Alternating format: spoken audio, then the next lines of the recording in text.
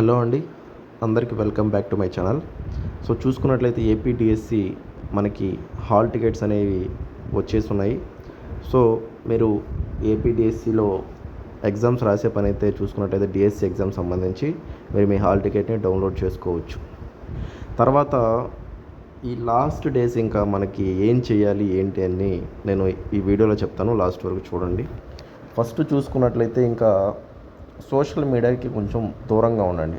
అంటే ఏంటంటే వాట్సాప్ కానీ, యూట్యూబ్ కానీ, ఇన్స్టాగ్రామ్ కానీ ఇవన్నీ కొన్ని రోజులు మర్చిపోండి. ఎగ్జామ్ అయ్యేంత వరకు, మీ ఎగ్జామ్ ఏ రోజు ఉంటుందో ఆ రోజు అయ్యేంత వరకు అది మర్చిపోండి. సెకండ్ది ఏంటంటే ఇంకా పోస్ట్పోన్మెంట్ అవుతుంది అనే భ్రమలోంచి బయటికి రండి. ఇంకా అది జరగని పని, అది అయిపోయింది. ఎందుకంటే హాల్ టికెట్స్ వన్స్ రిలీజ్ అయ్యాక అంత రీజన్స్ ఏం లేవు పోస్ట్పోన్ చేయడానికి. సో దాని గురించి మర్చిపోండి. సెకండ్ది. నెక్స్ట్ థర్డ్ది, మీ బెస్ట్ మీరు ఇవ్వండి. ఇంకా ఉండేది తక్కువ టైమే. ప్రాపర్గా మినిమం 12 hours చదివే విధంగా ప్లాన్ చేసుకోండి. ఒక రోజుకి మీరు ముందు చదివిందే కౌంట్ వస్తుంది. మళ్ళీ ఈ డేస్ ఏంటంటే రివిజన్స్ చేసుకోండి. అట్లీస్ట్ ఒక సబ్జెక్ట్ని ఒకసారైనా ఒక బుక్ని ప్రాపర్గా చదవండి. ఒకసారి మొత్తం రీక్యాప్ చేసుకోండి ఈ రిమైనింగ్ డేస్. తర్వాత ఏమన్నా టెస్టులు రాస్తుంటే అవి ఒకసారి చూసుకోండి. ఇప్పుడు ఎట్లా ఉంటుందంటే డే మొత్తం 12 hours 13 hours చదవాలంటే కష్టం ఎవరికైనా. సో ఒక 1-2 hours మీరు ప్రీవియస్ రాసిన టెస్ట్ చూసుకోండి. ఒక 2 hours ఒక సబ్జెక్ట్ అట్లా డిఫరెంట్ సబ్జెక్ట్స్ చదవండి.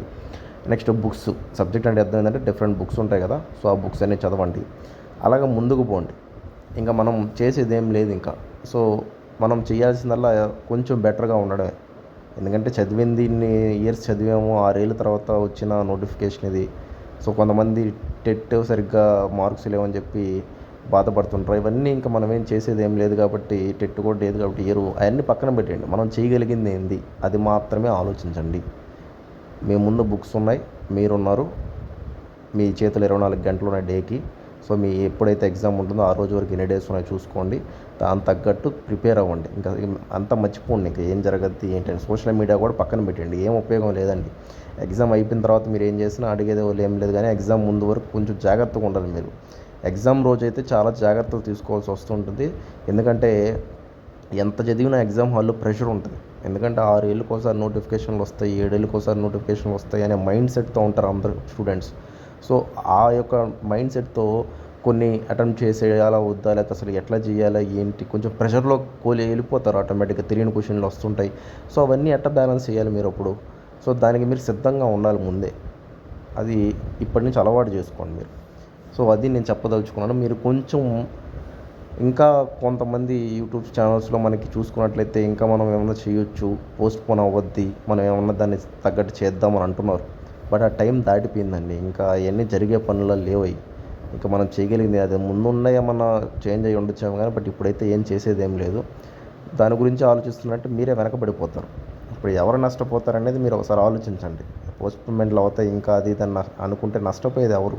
మీరే నష్టపోతారు. లేదు మనం చేయగలిగింది ఇదే, మనం ఇంకా ఫుల్ ఫోకస్ పెడదాం ఇంకా ఉండే ఈ కొన్ని డేస్ అని అనుకుంటే అది ఒక రోజంతా మీకు అడ్వాంటేజ్ అవ్వద్దు కానీ డిసడ్వాంటేజ్ అయితే కాదు. సో అందుకని నేను ఈ వీడియోలో మీకు అదే పనిగా చెప్తున్నాను. మీరు అవన్నీ మర్చిపోండి. ఎగ్జామ్ అయ్యేంత వరకు కొంచెం జాగ్రత్తగా, కొంచెం హెల్త్ కూడా చూసుకోండి. హెల్త్ కూడా చాలా ఇంపార్టెంట్ అండి.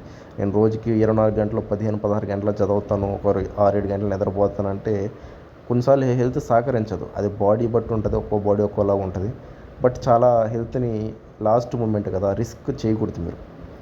సో ప్రాపర్ స్లీప్ ఇవ్వండి, ఫుడ్ టైంకి తినండి, కొంచెం ఎక్సర్సైజ్ మెయింటైన్ చేయండి బాడీని. తర్వాత స్టడీ మీద ఫోకస్ చేయండి. బోరింగ్ వస్తుంది కొన్నిసార్లు, బట్ మీరు తప్పదు. ఇంకా ఇది ఎగ్జామ్ మనకి దగ్గరలో ఉన్నప్పుడు ఇంకా మనం చేసేది ఏం లేదు కాబట్టి తప్పదు. కాబట్టి దాని మీద ఇంకా ఉండాలి మీరు.